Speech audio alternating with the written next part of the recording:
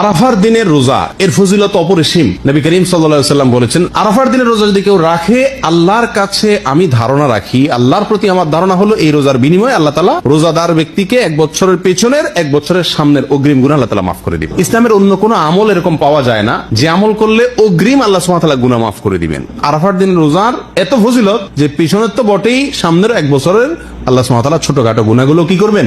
মাফ করে দিবেন। অতএব আরাফার দিনের রোজা আমাদের সকলের রাখা উচিত। কিন্তু এই রোজা রাখতে গিয়ে একটা বিভ্রান্তির মুখোমুখি আমরা হই, একটা প্রশ্নের মুখোমুখি আমরা হই। সেটা হলো যে আমরা আরাফাতের দিনের রোজাটা বাংলাদেশে মানুষেরা কোন দিনে রাখবো? আমরা কি 9 তারিখে রাখবো নাকি 8 তারিখে রাখবো? কারণ হাজী সাহেবরা আরাফাতে যেদিন অবস্থান করেন সেদিন আমাদের দেশে 8 তারিখ হয়। চাঁদের কি থাকে? 8 তারিখ থাকে। তো আমরা কি হাজী সাহেবরা আরাফাতের মধ্যে অবস্থান করছেন সেদিকে তাকায় 8 তারিখেই রাখবো, নাকি হাজী সাহেবরা সৌদি আরবে যেহেতু 9 তারিখে আরাফাতের ময়দানে অবস্থান করছেন, অতএব ওই 9 দিকে তাকে আমরা 9 তারিখে রাখবো? এটা নিয়ে একটা ধোঁয়াশা, একটা প্রশ্ন আমাদের ভেতরে কম বেশ আছে।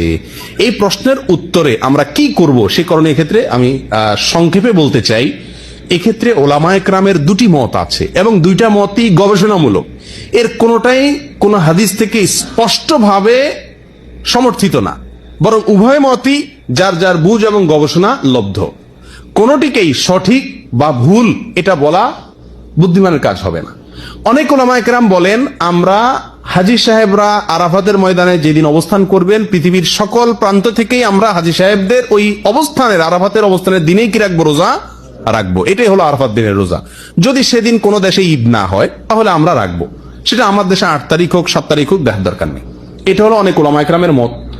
অনেক ওলামায়ে কেরাম বলেন না, আমরা 9 তারিখে রোজা রাখবো আমাদের দেশে, সেটা হাজী সাহেবদের আরাফাতে অবস্থানের পরের দিন হয়, অর্থাৎ এদেশে সৌদি আরবে ঈদের দিন হয়, ওই দিন আমাদের দেশে 9 তারিখ, আমরা 9 তারিখে রাখবো। কেন?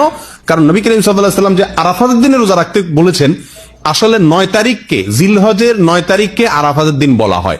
এখানে তারিখটা হলো উদ্দেশ্য, আরাফাতের দিন এটা হলো শুধুমাত্র নাম। জিলহজের 10 তারিখে ইয়মুন নাহর বলা হয়, জিলহজের 9 তারিখে ইয়মে আরাফা বলে, জিলহজের 8 তারিখে ইয়মুত তারবিয়া বলে। এগুলো হলো এই দিনগুলোর এক একটা নাম। যেহেতু নবী সাল্লাল্লাহু আলাইহি ওয়াসাল্লাম আরাফার দিন রোজা রাখতে বলছেন, অতএব 9 তারিখে রাখবেন, এরকম একটা মত ওলামায়ে কেরাম বলেন। এখন আমরা কোন দিকে যাব? 8 তারিখে রাখবো নাকি 9 তারিখে রাখবো? আমি বলি, যেহেতু কোন মতের পক্ষেই সুস্পষ্ট কোনো হাদিস নাই, অতএব আমাদের জন্য সবচেয়ে যুক্তিসঙ্গত হলো দোনো দিন রাখা, 8 তারিখে এবং 9 তারিখে রাখা। কারণ জিলহজের 1 থেকে 9 তারিখ পর্যন্ত এর প্রত্যেকটা দিনই আমাদের কম বেশ রোজা রাখার চেষ্টা করা উচিত।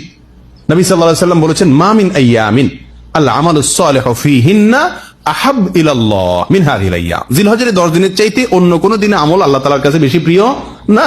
এইজন্য উলামায়ে কেরাম বলেন যে এই 10 দিনের প্রথম দিনগুলা, ঈদের দিন বাদে প্রথম দিনগুলা প্রত্যেকটা দিনই কি রাখা উচিত? নফল রোজা রাখা উচিত। তবে বিশেষভাবে হাদিসে নির্দেশ হলো কিসে? আরাফাতের দিন রাখার জন্য। অতএব আমরা যদি 8-9, আমাদের দেশের লোকেরা 8-9 উভয় দিন আমরা রোজা রাখি জিলহজের, তাহলে সেক্ষেত্রে সন্দেহাতীত ভাবে আরাফাতের দিনের রোজা রাখা আমার হয়ে যাবে। অতএব এই 8-9 উভয় দিন রাখাই আমাদের জন্য সবচেয়ে উত্তম এবং বেস্ট। আল্লাহ তাআলা আমাদেরকে আমলের তৌফিক দান করুন।